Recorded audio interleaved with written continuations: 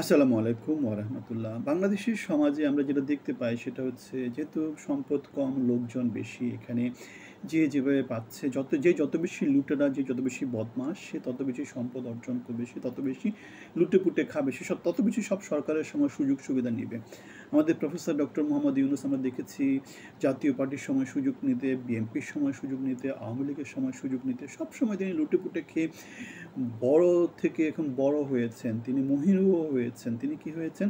তিমি, হাঙ্গর, তিনি যা কিছু আছে সেগুলো হয়েছেন। সেগুলো হয়ে তিনি এখন বাংলাদেশের প্রধানমন্ত্রী হয়ে গেছেন। তিনি এখন হা করছেন আর বাংলাদেশটা একটু, একটু করে তার পেটের মধ্যে ঢুকে যাচ্ছে। সেটা আমরা দেখতে পেয়েছি তার অনেকগুলো লাইসেন্স নেওয়ার মধ্য দিয়ে, তার গ্রামীণের কেন্দ্রিক যেই ট্যাক্স মওকুফ, ভ্যাট মওকুফ, নানা রকমের অবৈধ সুযোগ সুবিধা লাইসেন্স নেওয়ার মধ্য দিয়ে আমরা সেই জিনিসটা বারবার দেখেছি, একবার না বারবার দেখেছি। এখন কালবেলা একটা নিউজ করেছে, জুলাই যোদ্ধার স্বাস্থ্য কার্ড পেলেন যুবলীগ নেতা। তার মানে সবাই ভাগ বাটোয়ারা করে খাচ্ছে, যার যে সুযোগ সুবিধা সেগুলো সে মেরে মুড়ে খাচ্ছে। আমরা একটা কথা বলেছিলাম, আমরা জুলাই আগস্টে পার্টিসিপেট করেছিলাম, বিএনপি 17 বছরের আন্দোলনে আমরা পার্টিসিপেট করেছিলাম, অনলাইনে ছিলাম, অফলাইনে ছিলাম। আমরা 5 বছর আগে হাসিনা সরকারের রোষে পড়ে চাকরি হারিয়েছিলাম। আমরা যারা আমাদেরকে জানেন বা চিনেন তারা তো জানেনই আমরা প্রত্যক্ষ পরোক্ষভাবে কীভাবে পার্টিসিপেট করেছি প্রত্যেকটা আন্দোলনে, প্রত্যেকটা সংগ্রামে, প্রত্যেকটা কর্মসূচিতে। এখন আমাদেরকে মূল্যায়ন করে না, আমরা মূল্যায়িত হই না, আমাদের কোনো জায়গা হয় না।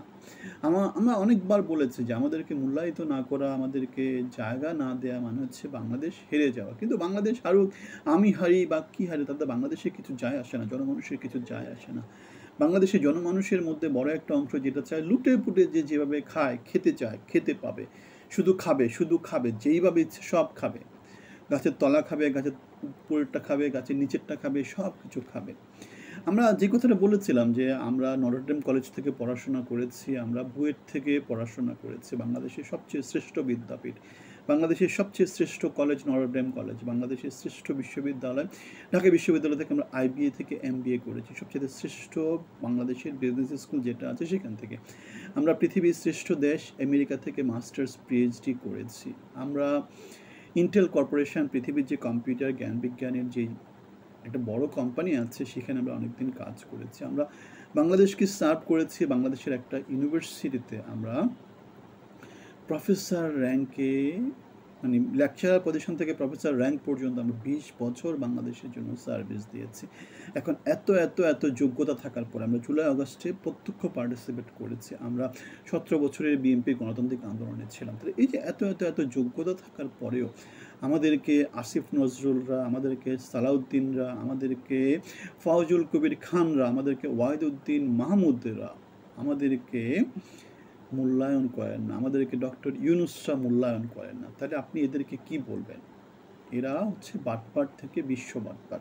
এখন আমি যদি জিজ্ঞেস করি যে আমাদের এই যে ক্রেডেনশিয়াল যেটা বললাম, Notre Dame college, BUET, Dhaka university, America থেকে মাস্টার্স পিএইচডি, ইন্টেল কর্পোরেশনে কাজ, একটা ইউনিভার্সিটিতে প্রফেসর হওয়া, তাহলে এই যে যাদের কথা বললাম এদের যোগ্যতাটা কি? আপনি কি যোগ্যতাগুলো পাশাপাশি রাখবেন? পাশাপাশি রাখলে আপনি কি দেখতে পান? দেখতে পান যে বাংলাদেশ এখন বিশ্ব বাটপারদের দ্বারা শাসিত হচ্ছে। বাটপাররা শাসন করেছিল, এখন বিশ্ব বাটপাররা শাসন করেছে। আমরা বাংলাদেশকে যদি সার্ভ করতে না পারি সেটা বাংলাদেশের জন্য খুব বড় একটা ক্ষতি। আমাদের কোনো ক্ষতি না, আমাদের কোনো ক্ষতি না, আমাদের ক্ষতি কী? আমরা কী এমন অর্জন করতাম?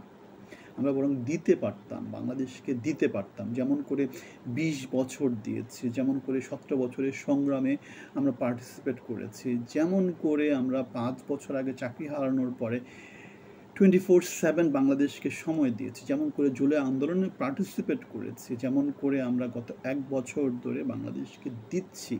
সো এই দেওয়ার মাত্রাটা একটু বেশি হতো। আমরা শুধু বাংলাদেশকে দিয়েই যাচ্ছি, কিছু পাইনি। লুটেরা পুটেরা সব কিছু ভোগ করে নিয়েছে, লুটে পুটে নিয়েছে।